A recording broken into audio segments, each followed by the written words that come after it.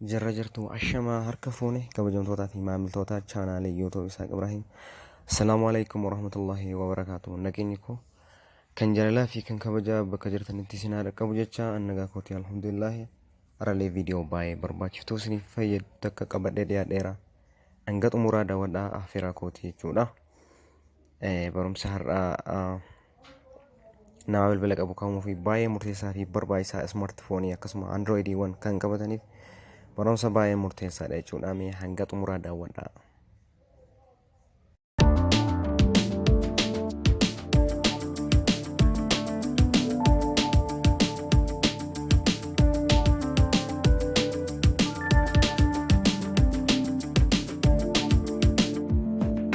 Maamiltoota koo mee barumsa har'aa kana keessatti maali jettanii na gaafachuun keessan hin oolu jechuudha. Barumsa kana keessatti namni bilbila qabu kamuu yeroo baay'ee bilbilli isaa ofumaan guuta jechuu osoo hin beekamne. Kanaaf mee maaltu bilbila keenya guutaa akka jedhu kana isinitti agarsiisa.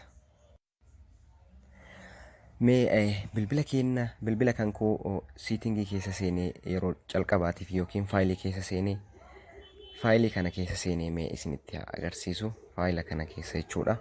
Kilik godhee haa banu faayilii kana. Kunoo amma faayilii kana yoo banu akkuma as biratti argitan bilbilli kan koo telefoonni kan koo kunoo as biratti kunoo meegaabayitii 32 ture bilbilli kan koo kunoo asitti jechuudha. Garuu meegaabayitii 28 GB 28 fayyadameera jechuudha. Internal storage bilbila kooti GB 32 ture, ani garuu GB 28 fayyadameera. Kun akkamitti ta'uu danda'e ka jedhu kana mee waliin haa ilaallu. Hayyee calqaba irratti isuma kana internal storage kana bannee haa ilaallu. Mee internal storage kana yeroo tokko kilik goonee ni banna. Haala kanaan nuu fida jechuudha. Internal storage bilbila keenya yoo bannu haala kanaan nuu fida. Amma akkana gadi deemna jechuudha. Gara gadi kana akkana gadi deemna.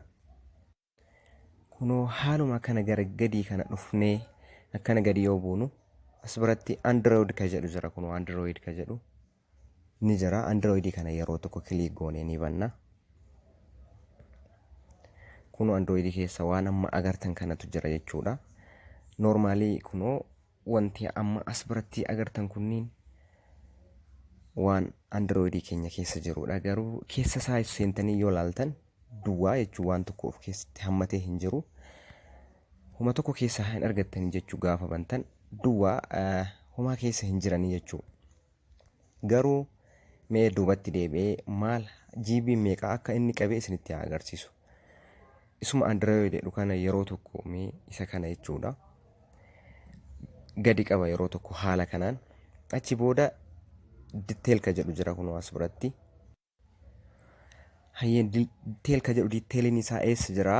Kunoo isin bilbila keessan irratti ni ilaaltanii. Detailiin kunoo iddoo move copy akkasuma detail share delete ka jedhu kana gara jala kana detail ka jedhu jira kunoo jala kana jira. Isa san yeroo tokko kilik gootanii ni bantan. Waan ajaa'ibaa kunoo as biratti GB meeqa akka androidiin kun na jala qabee jiru kunoo maqaa isaa android ka ta'e saayizii isaa GB 6.2 na jala qabeera jechuudha. Modify ka godhe kunoo November 12 modify godhe ture kana dura.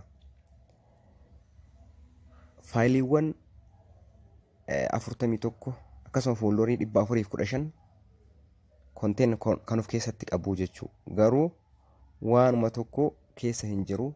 Wanti inni qabee jiru GB 6.2 jechuu waan salphaa miti jechuu. Kanaaf GB 6.2 kun eessaa dhufe jettanii yoo na gaafattan inni kun namoota intarneeta fayyadaman anis fayyadamaa namni intarneeta hin fayyadamin jiru. Intarneeta jechuun walumaa galatti waan silaa daataadhaan onlaayinii fayyadamnu feesbuuka dabalatee akkasuma intarneeta guutuu isaa WhatsApp haa ta'u, Telegram haa ta'u, Imo haa ta'u, Instagram hunda isaa namoonni ni fayyadamu jechuudha. Yeroo kana keechiiwwan jedhamu akkasuma weebsaayitoonni keessaa namoonni Chrome yeroo hedduu bantanii fayyadamtan weebsaayitiiwwan spam ta'an ka Chrome irraa dhufan lakkoofsan ka isin bilookii gochuu qabdan hedduutu jira jechuudha. Kanaafuu achirraa gaafa Wi-Fi keessaa fayyadamtan bilbila keessanitti weebsaayitiin adda addaa waan hin barbaachine kataan gara bilbila keessanii ergaa jechuudha. Kanaafuu intarneetarraan dhufa jechuudha wanni kun. Furmaanni isaa hoo maali ka jedhuuf isuma kana yeroo tokko gadi qabna. Achi booda kunu dhuma kanarratti naannoo dhumaa kanarratti dileet ka jedhu jira gara gadii kana hoo gad dhuftan dileet ka jedhu jira bilbila keessan irratti isiniif dhufa ani riikardii waan gochaa jiruuf isa san dileet ni godha mee calqaba irratti mee dileet gochuu kan koon dura akkuma calqaba isinitti argisiise bilbil kan koo kunoo ammaas biratti meegaabaaytii 28 keessaa GB 28 fudhatee nyaateera jechuudha. Kanaaf mee yoo amma isa san hir'ise Androidii kana bira dhaqee kan hir'isu yoo ta'e Androidii kana dileet yoo godhee GB meeqa akka naaf kennu amma GB 28 GB 4 qofa naaf mee dileet haa godhu. Kunu dileet naaf gochaa jira jechuudha gammaatti. Dileet naaf godhee xumureera Androidii sana.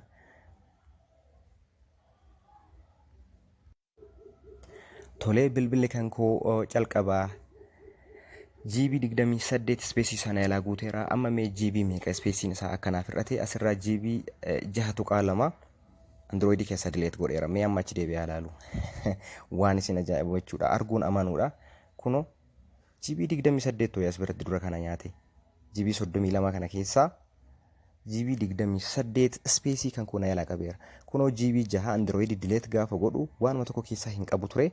Kuno GB 6 free naaf kenne amma GB 22 qofa na nyaate. Kanaafuu GB meeqatu naaf 32 irraa GB 10 qaba jechuudha bilbila kan koo irraa. Dura GB 4 qofa qaba jechuudha. Kanaaf wanti kun baay'ee isin barbaachisa. Itti fayyadamaa isiniin jedha. Barnoota akkanaa hedduutu jira. Normaalii isin barsiisuudhaaf qophiidha inshallah. Channel kan koof haarawoo taatan subscribe gochuun nu jajjabeessaa. Subscribe gaafa gootan wanni isin miidhu hin jiru.